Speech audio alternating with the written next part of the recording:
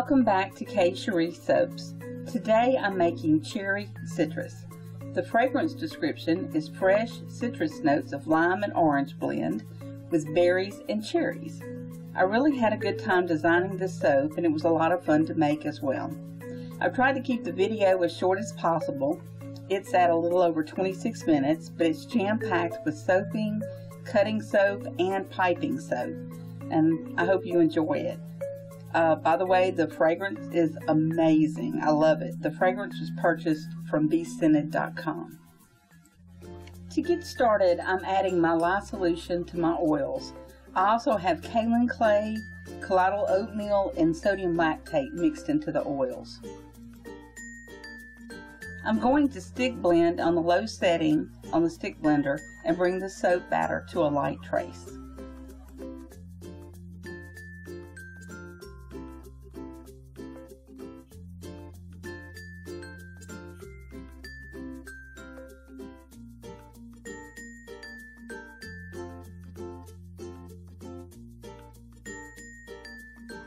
Now it's time to add the fragrance oil to the soap batter. You can see I have containers ready to separate the batter from my colors. Since this is the first time that I've used this fragrance oil, I'm going to stir it in instead of stick blending. I've read the reviews and it's not supposed to rise or accelerate, but I'm just going to stir it in so I can be safe and I can be sure. The fragrance oil is performing nicely. The soap batter looks really well. There's no rising or acceleration. This soap is going to be 5 different colors. It will be white, red, yellow, orange, and green. Now I'm dividing the batter for each of the colors.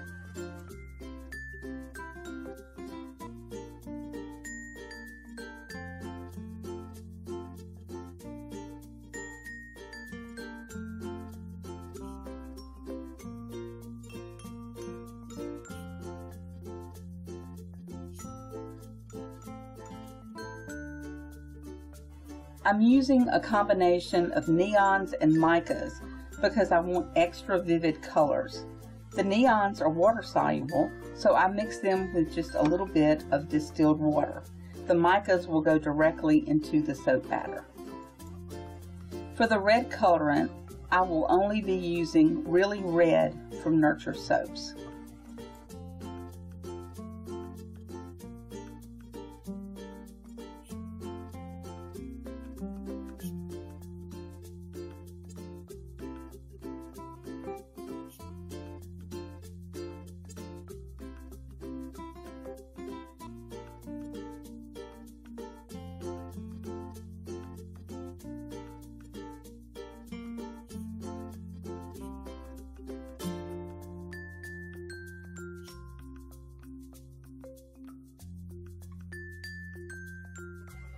Since this is a small batch, there isn't much quantity of soap in each container, so instead of stick blending the color in, I will have to hand stir.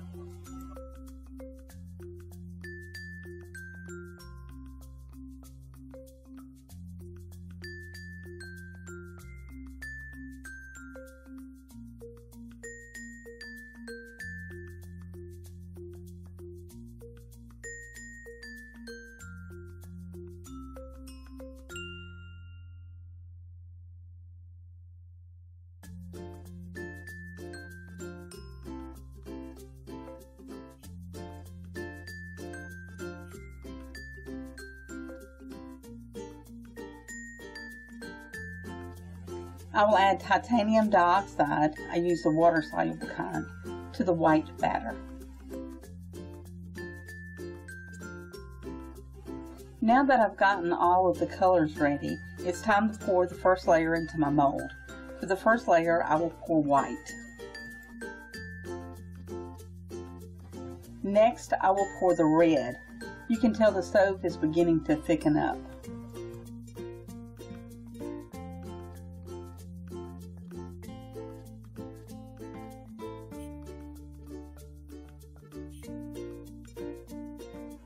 Now the orange.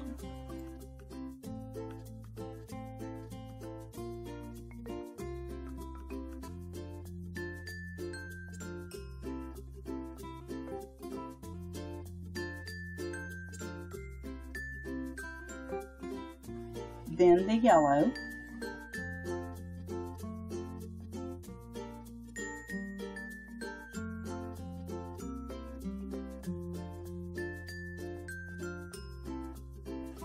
and the green.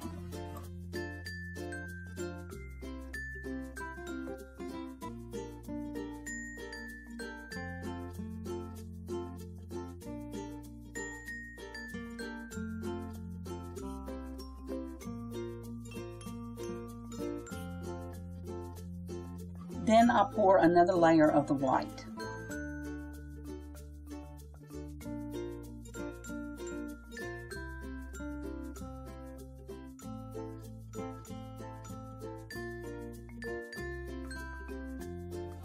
And then I'll repeat pouring the colors again. Since the soap is a little thick, the colors will not mix together and get muddy. If the soap was more liquid and fluid, then that could happen. So this is just the right consistency for the look that I'm trying to achieve.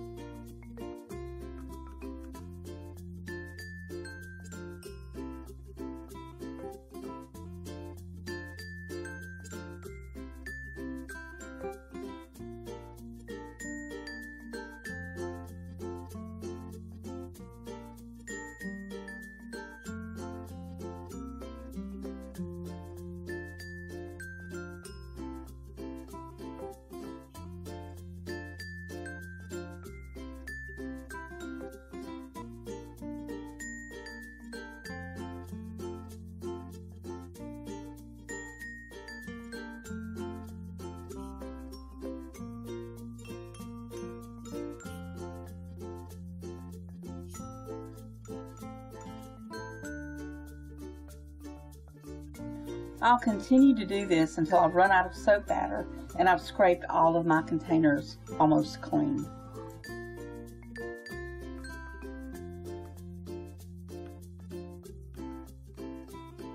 I'm going to do a spoon swirl for this soap.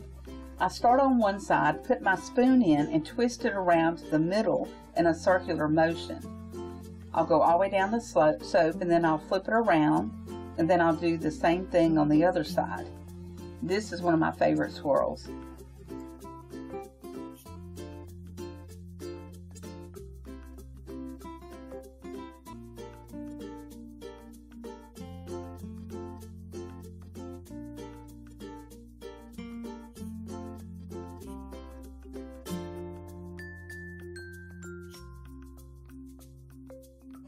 Now I'm going to tap my mold on the counter so that the soap batter will level out, and hopefully it will get rid of any air bubbles that could be in the soap. Then I'll clean up the edge. I really like these Be-Scented silicone molds. They hold 30 ounces of oil, and it's the perfect size for me to try out new fragrance oils.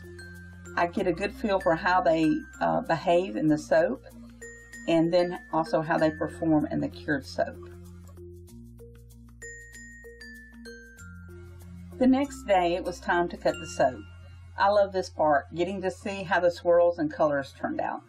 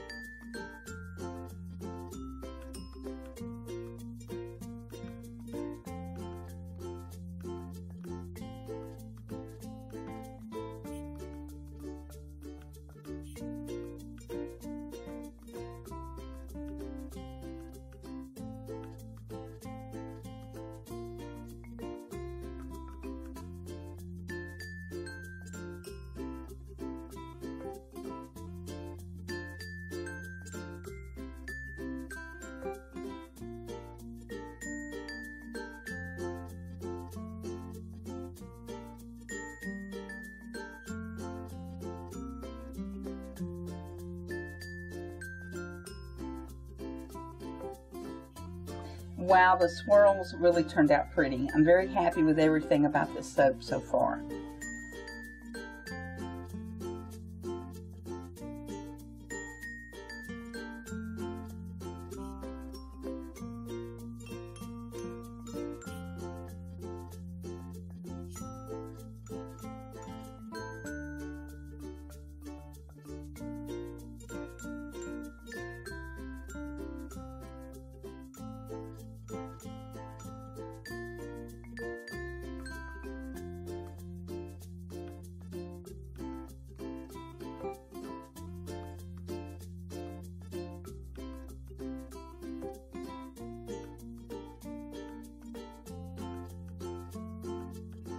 I really like adding neons to micas. It gives them more of a vivid color without having to gel your soap.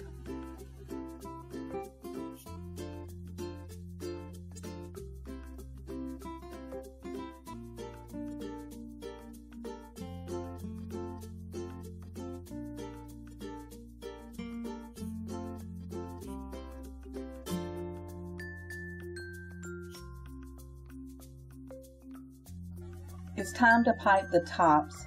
I've made my batter and I'm going to add some titanium dioxide to help whiten it. I love the tip about pre-mixing the titanium dioxide. It's the water-soluble kind. I purchased this container with the stainless steel mixing balls from Be-Scented. It just makes everything so much easier, and I don't have to mix the TiO2 for each individual batch. I just shake the container, flip the cap, and squeeze. Jen has them listed on her website. Just do a search for titanium dioxide bottle. At the time of making this video, she has them listed for $5 each. They are very well worth the price.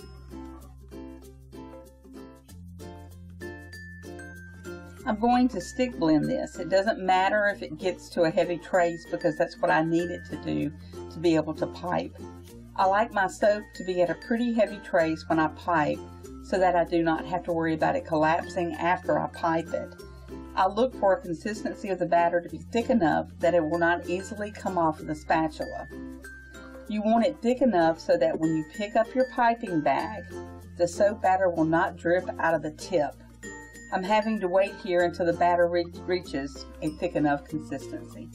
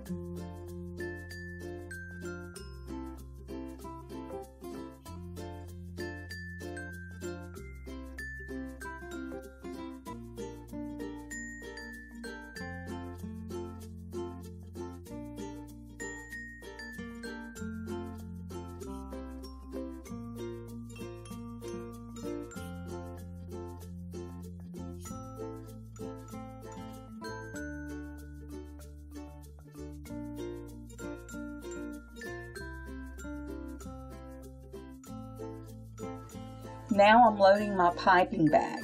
I use a plastic container or glass just because it makes it so much easier.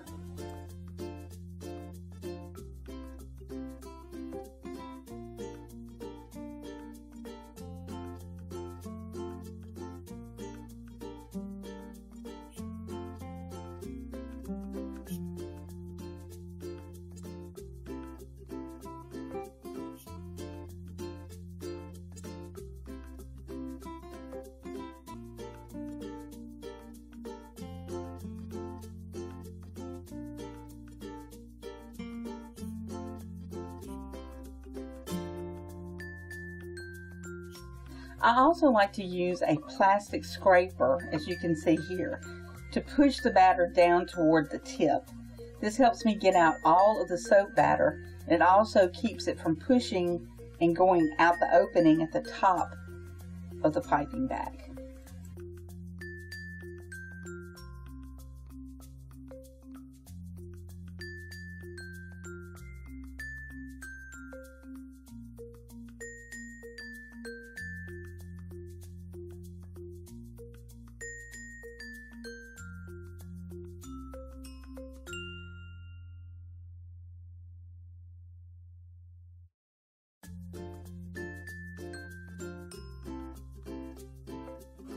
Now it's time to pipe.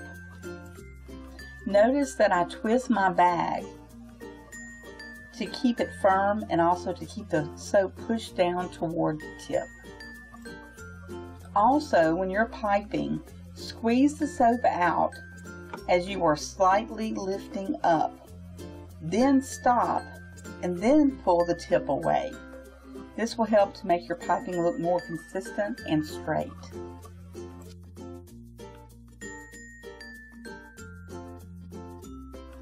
Notice that I'm holding my piping bag straight up and directly above the soap.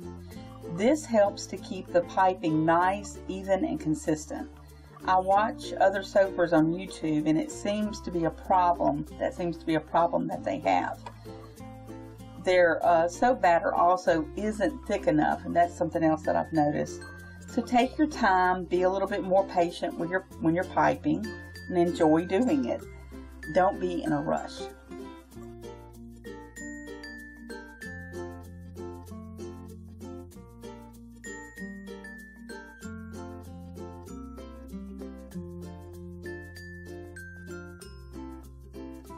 Now I'm using my plastic scraper again to push the soap batter toward the tip and to keep the top of the bag clean.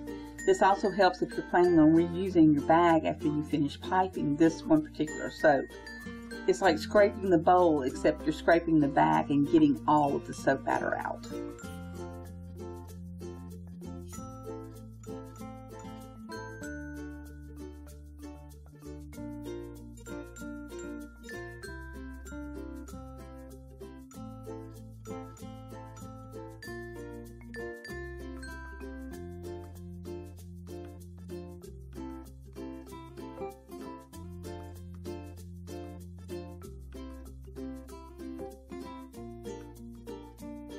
Now it's time to put the glycerin soap in beds on.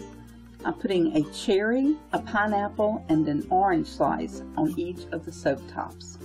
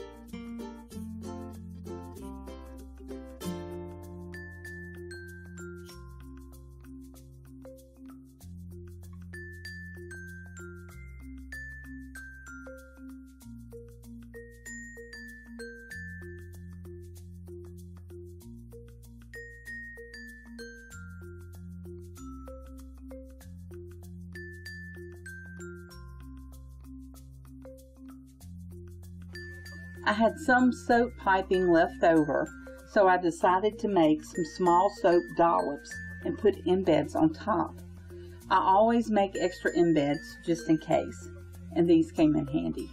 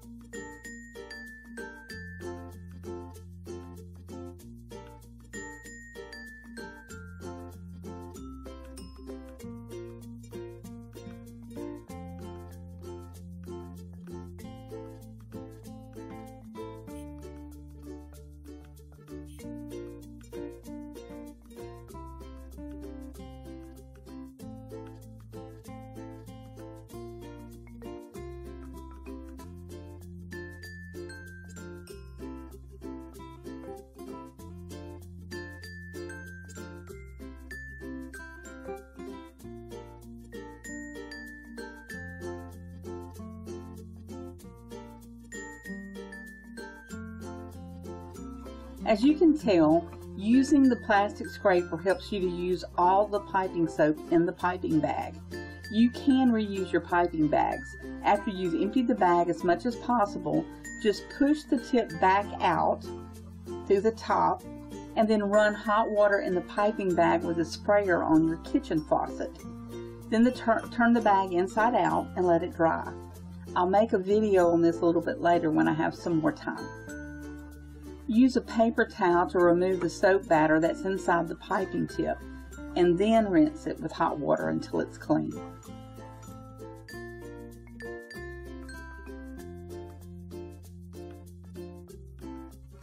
I hope that you have enjoyed the video. Here's some photos of the cut soaps. I haven't cleaned them up yet, but it'll give you a better idea of the colors and the details of piping and the embeds.